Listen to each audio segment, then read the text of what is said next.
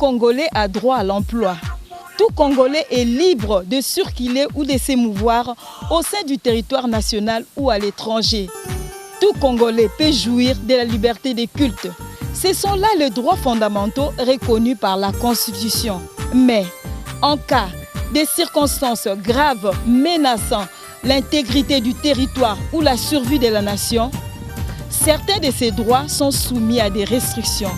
C'est à ce sujet que le chef de l'État, garant de la nation, décrète conformément à la loi du pays une mesure exceptionnelle appelée état d'urgence.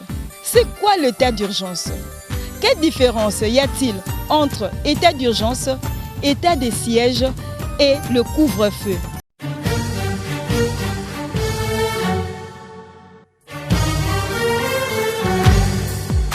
L'état d'urgence dans notre droit est une mesure exceptionnelle que peut prendre le chef de l'État dans les cas où la survie de la nation est mise en danger. Quand on parle d'abord une personne est à l'état d'urgence, même si nous partons dans des hôpitaux, tout le monde qui est à l'hôpital, tout le monde est gravement malade, est à l'hôpital et c'est que yo muto zata muso sur la malaria et c'est que tête muto comme piqué crise à zolo baté à vraiment donc na état moko d'urgence où il faut pas s'occuper na nunaye.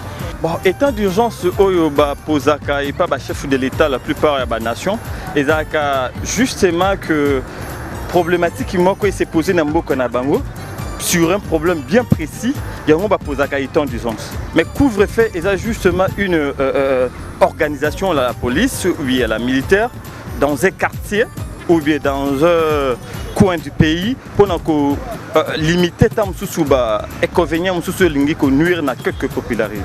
Couvre-feu, ça porte beaucoup quand il y a hostilité. Quand il y a hostilité, bon, on peut préserver soit une partie d'un quartier ou d'une ville, les militaires ou les policiers patrouillent pour dégager certains effets militaires qu'ils ont soupçonnés. Soit il y a des armes cachées ou il y a des histoires là, des armes blanches. C'est ce qu'on appelle couvre-feu. Le couvre-feu peut être une mesure parmi tant d'autres que peut prendre le chef de l'État dans le cadre d'un état d'urgence, de l'état d'urgence plutôt. Nous avons des mesures même dans les mesures des Araka. Papa habité, moi, je suis 18 ans, il faut respecter. So, papa, pourquoi il peut quitter le Libanda? Alors, ils ont bien pour la sécurité dans la Mboka.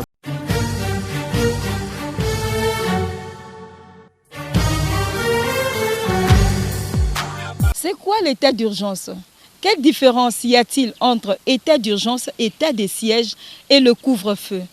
Quels sont les préalables pour que le chef de l'État décrète l'état d'urgence? Quel rôle joue la police dans une situation d'urgence? L'expert répond.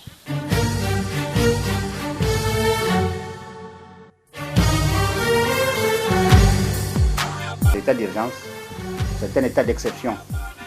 Pourquoi un état d'exception? Parce que c'est une situation qui se présente dans un état donné, dans une république donnée, relativement à certaines situations qui se présentent et qui mettent le fonctionnement de la République en danger. État d'exception parce que relativement à certaines situations d'ordre sécuritaire, d'ordre sanitaire, d'ordre économique qui menacent l'indépendance d'un État, qui menacent l'intégrité territoriale d'un État ou qui mettent le fonctionnement des institutions en difficulté.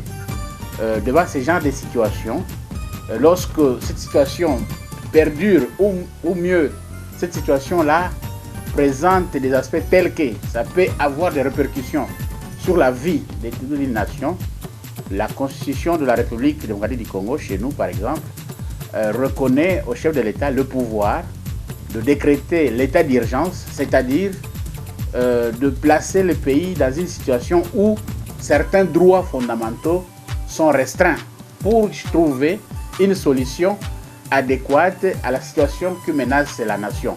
Lorsqu'on réduit la liberté des cultes, lorsqu'on réduit la liberté de circulation, c'est déjà des droits fondamentaux qui sont restreints.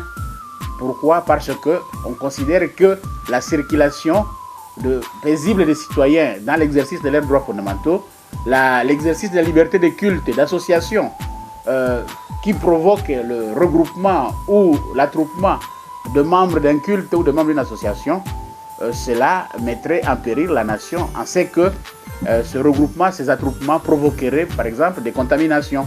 Lorsque vous lisez la disposition de l'article 85, même les articles 144 et 146, 144 et 145, vous allez vous rendre compte que chaque fois qu'on parle de l'état d'urgence, le constituant a toujours parlé de l'état d'urgence ou de siège.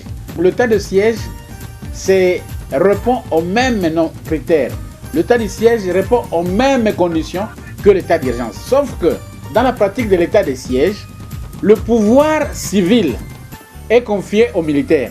Lorsque nous devons aller dans le cadre de la Constitution, c'est l'article 85 de notre Constitution qui reconnaît au chef de l'État le pouvoir de décréter l'état d'urgence lorsque les circonstances graves menacent d'une manière immédiate l'indépendance ou l'intégrité du territoire, ou que ces situations-là provoquent l'interruption du fonctionnement régulier des institutions. Le préalable pour que le chef de l'État décrète l'état d'urgence sont de deux ordres. Et les deux ordres sont le préalable de forme et le préalable de fond.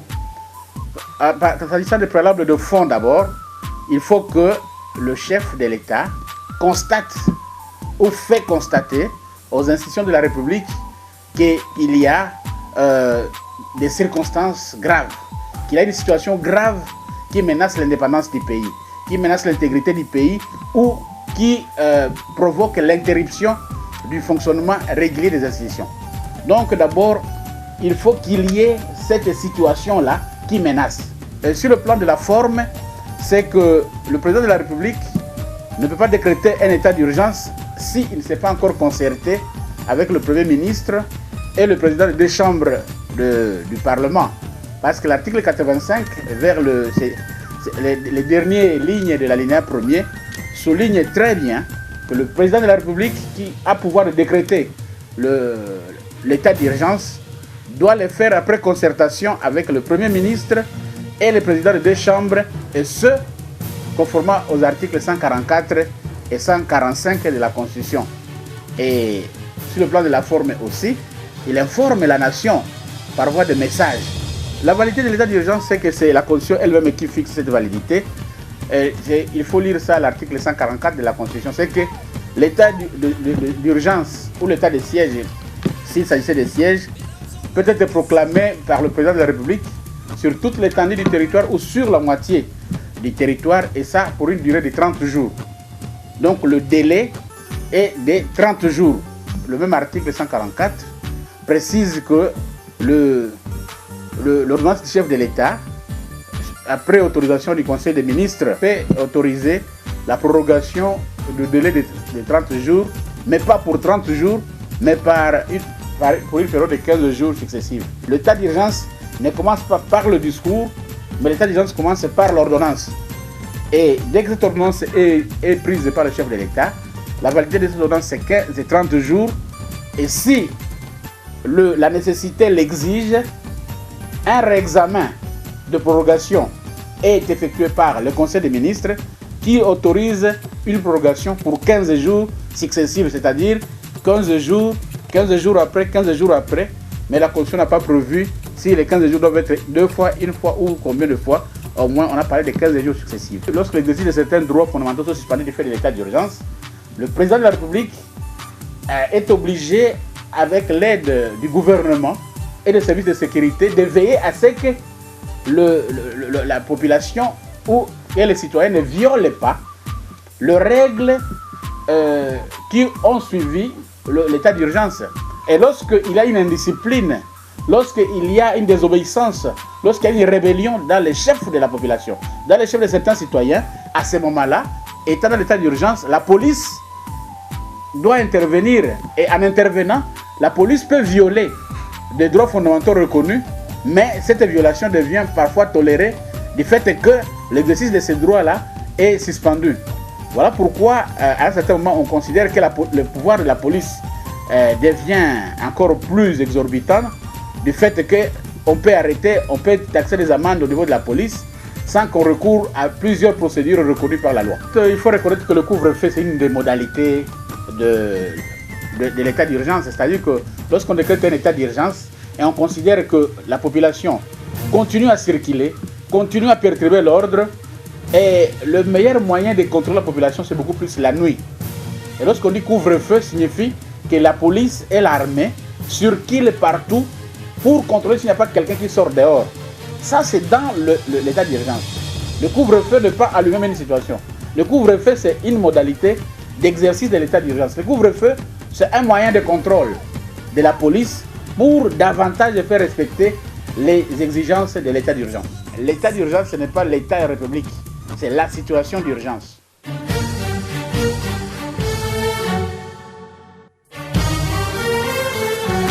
L'état d'urgence n'est pas un état dans un état, mais une situation d'urgence pour protéger la nation face à un danger réel.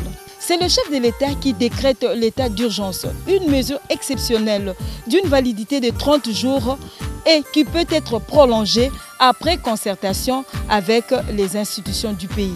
La police joue un rôle très important dans l'état d'urgence car il est le gardien et même l'exécutant de toutes les mesures prises par le chef de l'État. Merci de nous avoir suivis et à la prochaine.